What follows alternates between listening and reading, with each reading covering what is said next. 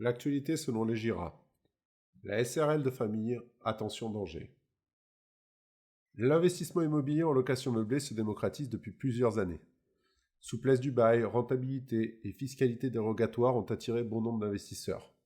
Pour boucler la boucle, certains conseils vous proposent de procéder à ce type d'acquisition dans un but successoral en mettant en avant un montage en société grâce à la SRL de famille.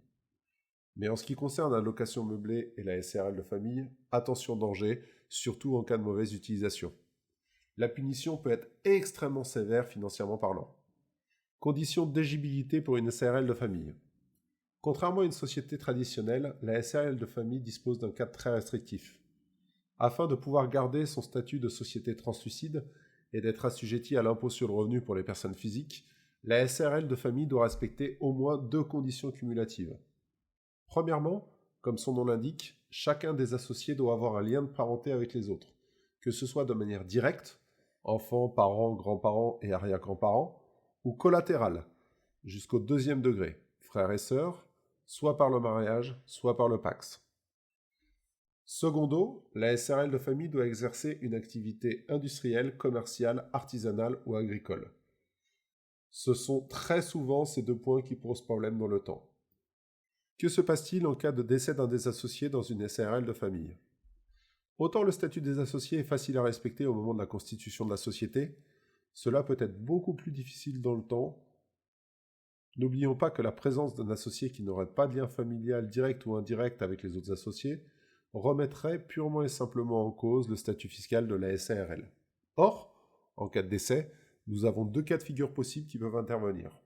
Premièrement, les pièces rapportées gendre-belle-fille sortent de la sphère familiale et pourtant restent associées à la structure.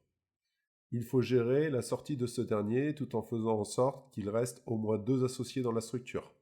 Ou alors, les enfants non communs qui deviennent héritiers. Dans ce cas, il faut prévoir en amont de verrouiller la clause d'agrément de la structure et prévoir l'indemnisation financière de ces héritiers. Et il y a aussi le cas de la location meublée en SARL de famille, en cas de changement de destination des biens immobiliers. Pour rappel, afin d'avoir une qualification de SARL de famille, une SARL doit exercer une activité industrielle, commerciale, artisanale ou agricole.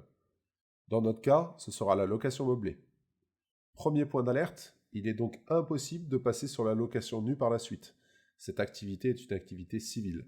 Second point d'alerte, la location pour être qualifiée de meublée nécessite d'équiper l'habitation avec 11 équipements de confort définis par la loi. L'inventaire de ces équipements doit être précisé dans le bail. Il est important qu'à tout moment ces éléments soient présents et surtout en bon état de fonctionnement. L'absence d'un de ces éléments fait tomber la location en location nue. Quelles sont les sanctions en cas de non-respect des conditions d'éligibilité? Pour le coup, la sentence est violente et brutale.